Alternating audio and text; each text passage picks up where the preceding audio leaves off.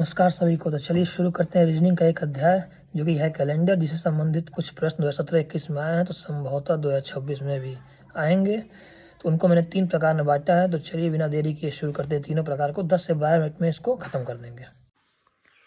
तो चलिए शुरू करते हैं कैलेंडर। तो कैलेंडर में यूपीएसआई में जहाँ तक उम्मीद है कि 3 तरह के ही क्वेश्चन आते हैं, तो तीनों टाइप जो है मैंने लिख दिया है। तो कैलेंडर शुरू करने से पहले सबसे पहले ये जानेंगे leap year, non leap year. Leap year वो होता है जो 4 से कटे, ठीक है, डिवाइडेड बाई 4। लीप ईयर वो होता है जो 4 से कटे, डिवाइडेड बाई 4। और नॉन लीप ईयर वो होता है जो 4 से ना कटे, ठीक है। तो जिसमें पहला टाइप जो है वो है ये क्वेश्चन कि अगर आज सोमवार है तो 29 दिन के बाद क्या होगा। तो इस तरह के क्वेश्चन में हम पहले ये जानेंगे कि एक वीक में कितने डेज होते हैं। एक सप्ताह में 7 दिन होते हैं। तो आज अगर सोमवार है तो 29 दिन के बाद क्या होगा। तो इसको जो है 7 से विभाजित करेंगे। तो 29 को अगर हम 7 से विभाजित करेंगे तो रिमाइंडर क्या आएगा, 1। तो रिमाइंडर आएगा 1। तो एक रिमाइंडर आएगा तो मंडे में 1 ऐड कर देंगे। तो आज सोमवार है तो 29 दिन बाद क्या होगा, सोमवार में 1 ऐड करेंगे, क्या आएगा, मंगलवार। तो 29 दिन के बाद हो जाएगा मंगलवार, ट्यूसडे। समझें। जैसे अगर आज का दिन दिया हो और आने वाले कुछ दिन का पूछा हो, तो अगर जैसे 29 दिन का पूछा है तो 7 दिन से विभाजित करेंगे, जो रिमाइंडर बचेगा उसको ऐड कर देंगे, वो आंसर हो जाएगा। फिर नेक्स्ट क्वेश्चन देखते हैं। जैसे 63 दिन है तो 7 से विभाजित करेंगे तो पूरा पूरा कट जाएगा, कोई रिमाइंडर नहीं आएगा। अगर कोई रिमाइंडर ना आए तो सेम डे हो जाएगा। तो इसमें इसका आंसर हो जाएगा सोमवार। फिर नेक्स्ट है 72 दिन। 7 से विभाजित करेंगे, 2 रिमाइंडर बचेगा। 2 रिमाइंडर बचेगा तो सोमवार में 2 जोड़ देंगे, बुधवार हो जाएगा। 242 दिन की बात करें तो 242 को 7 से विभाजित करेंगे हम तो 4 रिमाइंडर बचेगा। तो सोमवार में 4 जोड़ेंगे तो मंगल, बुध, बृहस्पति, शुक्रवार। शुक्रवार इसका आंसर हो जाएगा। वैसे ही तो आगे का हो गया। अगर पीछे का पूछे सेम स्टेप है, 7 से डिवाइड करेंगे, जो रिमाइंडर है उसको माइनस कर देंगे। पीछे का पूछे तो माइनस, आगे का पूछे तो प्लस। जैसे 41 है तो 7 से डिवाइड करेंगे तो 7 5 35, 6 रिमाइंडर, तो मंडे में 6 माइनस कर देंगे। वैसे ही 28 दिन, 7 से डिवाइड करेंगे, रिमाइंडर कुछ नहीं आएगा तो सेम डे हो जाएगा, मंडे। 123 दिन है, 7 से डिवाइड करेंगे तो 7 × 7 5 3 7 7 × 49, 4 रिमाइंडर, तो मंडे में 4 माइनस कर देंगे। तो मंडे में 1 माइनस करेंगे तो संडे, उससे 1 सैटरडे, उससे 1 फ्राइडे, उससे 1 थर्सडे। तो इसका आंसर हो जाएगा थर्सडे। तो ये तो हो गया पहले तरह क्वेश्चन। तो जो नेक्स्ट क्वेश्चन है वो है कि 16 मई 2015 को शुक्रवार था, तो 16 मई 2010 को कौन सा दिन होगा। तो इस क्वेश्चन पे जाने से पहले मैं आपको 2 और 1 का ट्रिक समझाता हूँ। यहाँ पर 2 और 1 का नियम, जैसे समझिए कि आज 2025 चल रहा है, ठीक है। तो 2025 लीप ईयर नहीं है, 2024 लीप ईयर था, 2023 लीप ईयर नहीं था, 2022 लीप ईयर नहीं था, 2021 लीप ईयर नहीं था, फिर 2020 लीप ईयर था। जैसे 6 साल का है तो आज मान लीजिए दे दिया कि आज कोई दिन है, मान लीजिए 20 फरवरी दे दिया। 20 फरवरी 2025 को मान लीजिए मंडे है सपोज। तो 20 फरवरी 2020 को कौन सा दिन होगा, ऐसा क्वेश्चन पूछ दिया। तो 2025 तो लीप ईयर नहीं है, तो जब 20 फरवरी 2025 से 20 फरवरी 2024 हम बैक जाएंगे तो 2024 हो जाएगा लीप ईयर। तो लीप ईयर में होता है फरवरी 29 का। तो जब हम बैक जाते हैं तो 2025 2024 में जब बैक जाएंगे तो 2 काउंट करेंगे। अगर वो डेट जो है, ये डेट जो दिया है वो लीप ईयर के अंतर्गत आता है तो इसका काउंट हो जाएगा 2। फिर 2024 से 23 जाएंगे तो वो लीप ईयर नहीं होगा तो 1। फिर 23 से 22 1, 22 से 21 भी 1। अब 21 से 20 जाएंगे तो 20 तो है आपका लीप ईयर, और 20 फरवरी जो है 29 फरवरी के पहले आता है तो इसका भी काउंट होगा 2। तो 2 3 4 5 2 7, तो 7 दिन हम माइनस कर देंगे, बैक जा रहा तो सोमवार से 7 दिन माइनस करेंगे तो सिर्फ सोमवार ही आ जाएगा। तो 20 फरवरी 2025 को अगर सोमवार था सपोज, तो 20 फरवरी 2020 को भी सोमवार ही होगा, ठीक है। तब इस तरह क्वेश्चन जो है हम करते हैं यहाँ। तो 16 मई 2015 को शुक्रवार दिया है, तो 16 मई 2010 को पूछा है, सेम क्वेश्चन है। 2015 लीप ईयर नहीं है तो 2015 लिख लिए, 14, 2013, 2012, 2011, 2010। ठीक है, तो ये हो गया 1 2 3 4 5, 5 साल हुए। तो 16 मई को फ्राइडे था, तो ये है फ्राइडे। तो 2015 से 2014 जाएंगे तो ना ये लीप ईयर है ना ये लीप ईयर है, तो 1 माइनस करेंगे। ठीक, फिर 2014 से 2013 1, 2013 से 2012। अब देखिए 16 मई जो डेट दिया है वो 29 फरवरी के बाद पड़ता है, तो 2012 लीप ईयर तो है, पर 16 मई 29 फरवरी के बाद है, तो यहाँ भी एक ही काउंट होगा। फिर 2012 से 11 में 29 फरवरी आ जाएगा, तो यहाँ 2 काउंट होगा क्योंकि 2012 लीप ईयर था। फिर 2011 से 2010 1 काउंट होगा, तो 1 2 1 3 1 4 1 5 1 6, तो फ्राइडे में 6 माइनस कर देंगे हम, तो क्या आ जाएगा?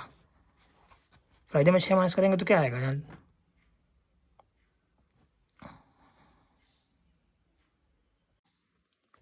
तो आ जाएगा सैटरडे, तो इसका आंसर हो गया सैटरडे। ठीक है, ऐसे ही अगला क्वेश्चन है 7 मई 2120 को मंडे है, तो 7 मई 2125 को क्या होगा? तो फिर वही क्वेश्चन है, 2120 से 2121 2122 2123 2124 2125, 5 साल है।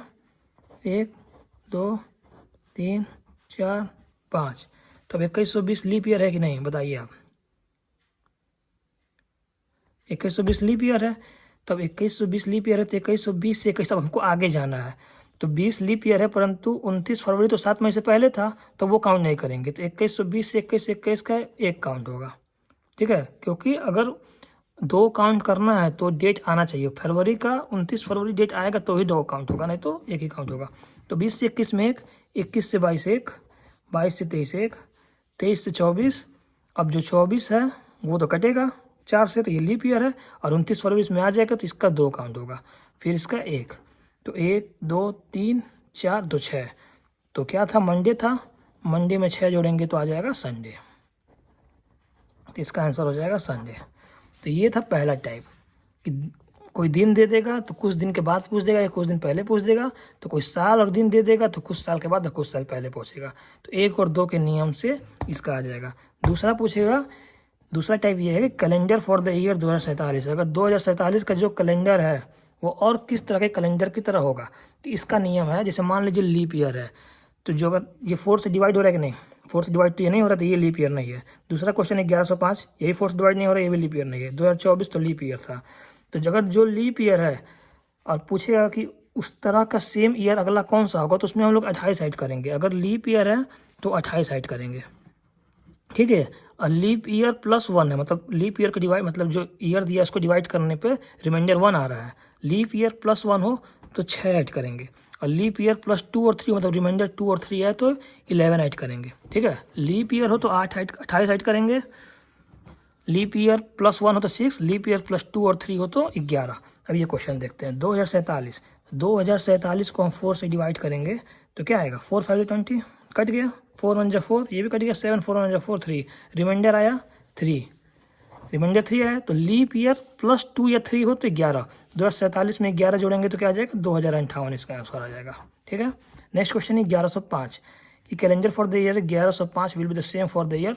1105 भी 4 से डिवाइड करेंगे हम, तो 4 2 8 3 0, 4 7 28, 2 5, 4 6 24, 1, रिमाइंडर आया 1। तो 1105 में रिमाइंडर 1 आ रहा है, तो लीप ईयर में जब 1 का रिमाइंडर आए तो 6 ऐड करेंगे, तो 1105 + 6 1111 इसका आंसर हो जाएगा। और नेक्स्ट क्वेश्चन है कैलेंडर फॉर द ईयर 2024, तो 2024 लीप ईयर है, तो 2024 4 से कट रहा है तो लीप ईयर है, इसमें 28 ऐड करेंगे, तो इसमें जब 28 ऐड करेंगे तो आ जाएगा 2052। ठीक है, इसका आंसर हो जाएगा 2052। तो ये पहला तरह का क्वेश्चन है, दूसरा तरह का क्वेश्चन है। और फाइनल एक तरह का क्वेश्चन और बनता है, वो इस तरह का क्वेश्चन बनता है कि ए का जो है 32वां बर्थडे 20 फरवरी को है, जो कि बुधवार को पड़ रहा है, जो कि लीप ईयर है। तो आप इसमें कोई भी लीप ईयर मान लीजिए, 2024 ही ले लीजिए, तो 2024 हम ले लिए, ये है लीप ईयर। लीप ईयर में क्या दिया है कि 20 फरवरी को उसका बर्थडे है, 20 फरवरी को बर्थडे उसका, 2024 हम मानेंगे कि लीप ईयर है, कोई भी आप मान सकते हैं, 2020 मान सकते हैं, 2016, कोई भी लीप ईयर मान लीजिए। तो 20 फरवरी को क्या दिया है? 32वां बर्थडे है, 32। कौन सा दिन पड़ रहा है? वेडनेसडे। तो 20 फरवरी को बुधवार दिया है क्वेश्चन में। अब क्या पूछ रहा है कि 34वां बर्थडे कब पड़ेगा? तो 20 फरवरी 2024 को 32, फिर 33 2025 में, 2026 में पड़ेगा। ठीक है, तब ये पूछ रहा है वेडनेसडे है तो ये 20 फरवरी 2026 को कौन सा दिन पड़ेगा, यही क्वेश्चन पूछ रहा है। तो सेम उसी तरह का है, बस स्टेटमेंट में दे दिया है। तो फिर ये बताया 2024 लीप ईयर है, 20 फरवरी 29 फरवरी से पहले आता है, तो 24 से 25 और 25 से 26 2 साल है, 1 1 2। तो 24 से 25 में कितना ऐड करेंगे, 1 और 2 के नियम हिसाब से। 29 फरवरी से पहले आ रहा है इसलिए 2, अब 25 26 लीप ईयर नहीं है तो इसलिए 1, तो 3 इसमें ऐड हुआ।